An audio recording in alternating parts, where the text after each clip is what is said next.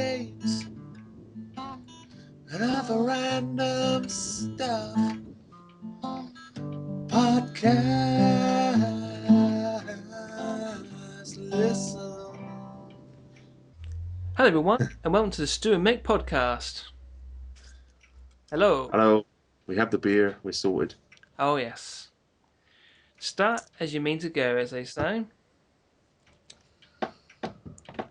Right. First thing first, there's something I want to say. I want to say congratulations to Chuck and his new baby girl. Yep. Looking good so far. Yep. Right, so what's first on the agenda? Are we... We're going to promote the Behind the Artist 4. Of course. Because it's had a lot of hits. I think we're up to about 150. It seems to be doing a lot slower this time round, though. But we haven't had many comments. Yeah, we like comments, don't we? We kind of want to know if people like it. I mean, my personal opinion is it looks and sounds good, and I think overall it's better made than the other ones. But I think half of the time when it comes to doing a YouTube video, half the time it's uploading at the right time in the right place. Like, if you upload at the weekend, I always find that everyone's out and about and you just miss everyone. But if you do it on a Monday, I don't know, it depends on the right time. Like, I'll give you an example. Last night I uploaded my newest review, and obviously it wasn't a good time.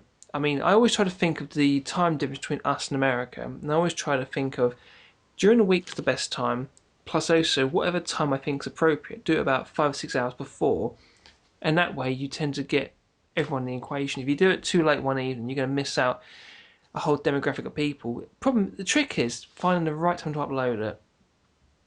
But I think half the time it is luck, though. Yeah. Oh, that's just the way it goes. Remember, the Pioneer Arts one did really well. Second one, and then third one did really well. So I imagine the fifth one will do really well. Yeah. Yeah. Now, I've got thoughts on the fifth one. Mm. And I'm thinking of doing something completely different. Yeah. What I was thinking was maybe in January time, I could go back and visit all the places where I used to do music in Lowestoft. That would be cool. With a cameraman following me around. Yeah. And we'd call it Behind the Artist 5. Back to my roots, or... No, I had a title, and that's completely... what's the X-Men thing? Well, you got X-Men. Origins. Ah, right. Behind the Artist. Origins. Yeah. Origins of the Artist. So either that or it was going to be the death of the artist, and I thought, not yet. Or the death and the resurrection of the artist. Yeah, I think Origins is a good idea, because, like, there are places around Lowestoft I've played that aren't there anymore. As long as it's not Orifice. Yeah. Behind the Artist's Orifice, yeah. Or Orifice of the Artist. Ooh, yeah. But no, I mean, I was thinking they're kind of getting more and more serious anyway. Yeah, that is the way to go. Yeah, so why not do one that's serious? Yeah, that would be pretty cool, yeah.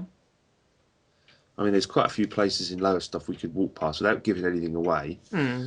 I've come up with at least 6 locations across Lowestoft, so... That'd be pretty cool, yeah. And I'm always ready with my camera. You what? I'm always ready with my camera. You know, I just thought that's the sort of thing I could do in sort of one hit, come down on, I don't know, first thing in the morning. Yeah. Wander around. And you could probably get plenty of footage in one day. It doesn't have to be... I mean, I can always do some new music to tap onto it. And that is basically, that would be Behind the Artist 5. And then try and think of something else to do as well as, you know. What I'd love you to do, just for once, busk. That would just be so hilarious. Like, have you and your little mini guitar and doing something really silly. That'd just be so funny. Yeah. Ukuleles are all right, but Yeah.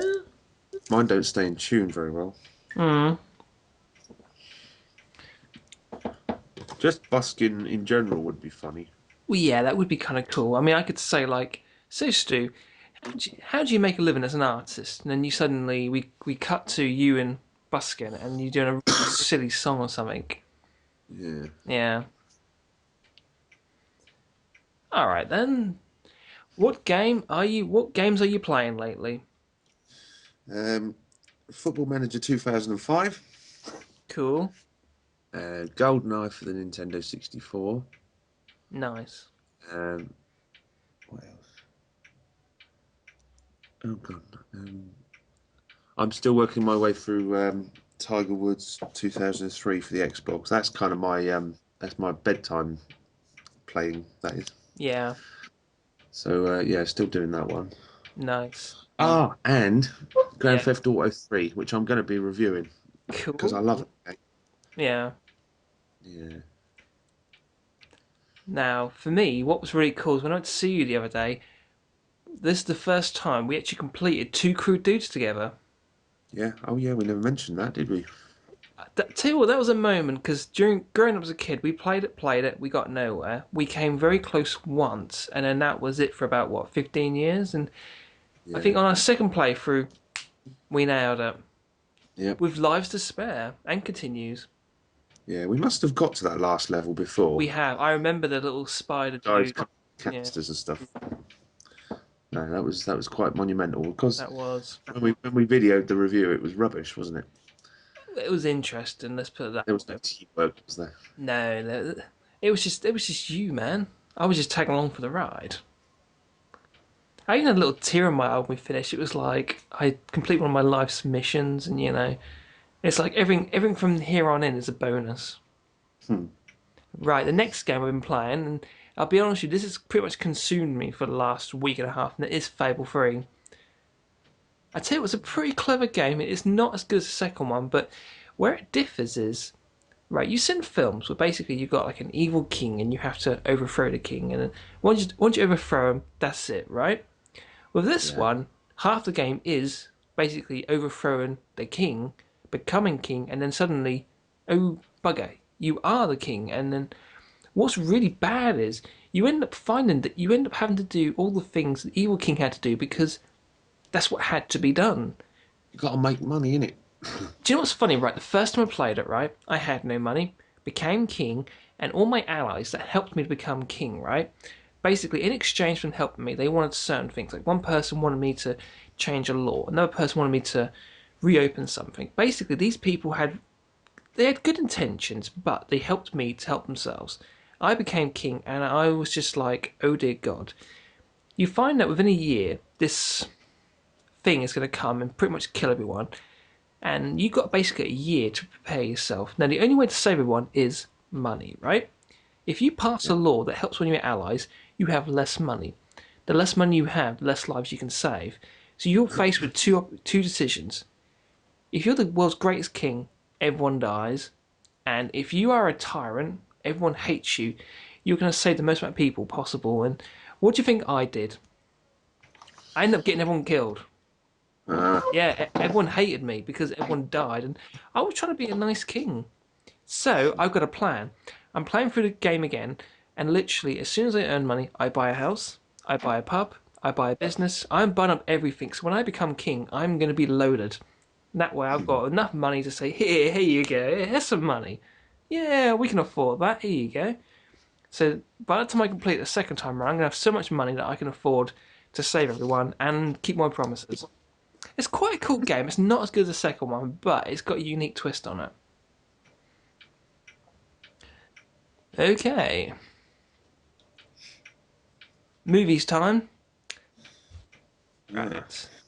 Guess what I just finished watching just before we started this? Um, Dunno. Right. After our pool video, the Mick and Stu playing pool part one, Chuck commented on it and he said, have you seen the film The Colour of Money? And I just finished watching that. Pretty cool, Have actually. you not seen that before? No, I've never seen it. I've always Uh, wanted to, but that was a pretty cool film. Yeah, maybe want to shoot some pool afterwards. yeah. Yeah. But can I just say that I beat you 7-0 over the film and behind the It wasn't artist? 7-0. It was more like three, 6-0. 3.5-0. Let's put it that way. I'll give over. What? Oh, come on. You're not that good. I won I totally once. thrashed you. When we were doing the pool video, I beat you, but I also beat you twice more that wasn't on camera. And then when Shh. we Don't tell them. and then when we were up the Freedman as well, I beat you 4 times. Yes. So you just weren't on your game, really, were you? My focus is on greater things than the pool. Yes. Say what? And I haven't seen any films lately. Mm. Aside from Kick-Ass, which I was sort of not 100% convinced of. I liked it, but it's like this year, right? There's a lot of films I've watched I've enjoyed, but I've never gone back to revisit. Now, normally, if I enjoy a film, I watch at least once, two, or even three times. But a film lately that I've watched, that I think I've watched about five times now, and it keeps getting better, is Scott Pilgrim vs. the World. That is just friggin' awesome. Now, I've not read the comics, and I've heard that the comics are better. But the film is just absolutely awesome. I mean, this is the premises, right? Guy falls in love with a girl, but before he can live happy ever after, he has to defeat her seven evil exes. I mean, come on, that is just unique. What other film has that? It's just so cool. And It's it's just definitely original. what's cool about it is you've got a lot of films that have a comic book twist, but how many have you seen have a video game twist? It's like part movie, part comic book movie, part video game, all rolled into one, and it's just so quirky and awesome. Cool. I would definitely recommend it. And what's really cool, right? The week it came out, they also did, I think, the video game at half price on Xbox Live. So I downloaded it, and wow, it's like the best thing I've played since Streets of Rage 2. It's just so cool. It's done exactly like that style. That's all right. Yeah. It's one of them games I'm gonna have to get for the Mega Drive. Well, yeah. They're easy enough to get. On movies, I was just thinking that the ones I've have watched recently that weren't mentioned in the last podcast. Mm. 2012. What year did Have you that seen come that? out in? That was last year, I think, wasn't it? Oh, Which makes no sense. that's strange. That was the disaster movie. Yeah, have you not seen it? Nope, I ain't seen it. Got a load and load of bad reviews, but I actually thought it was quite good. Mm. Yeah. Is it the one where basically the world comes to an end all of a sudden? Yeah, Yeah, it doesn't come to an end. Basically, all the tectonic plates shift, yeah. and the whole climate of the Earth changes, and there's brand new continents. And in the end, everybody is selected, or they've paid for a ticket to get on these arcs. Mm. Three big arcs, and in the end of the film, they end up. Oh, I'm not going to ruin it, but Is Noah on one of them? no, Have they got two of each it was long animal? gone, and he didn't make it, and he couldn't afford a ticket. What? No, no The other Noah? thing I saw recently was Iron Man 2. Yeah. No, it's very slick. How's it compared to the first one? Better, worse, same? I thought the first one took a while to get going. It's very slow, yeah. Yeah, but I wasn't. I don't know. I'm kind of thinking to myself I should have watched the first one again and then watched the second one. Mm.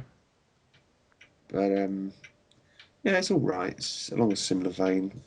I've seen the first one twice, and what's funny is the first time round, I watched it, and suddenly I blacked out. I woke up, it's like, oh my god, I just missed the end.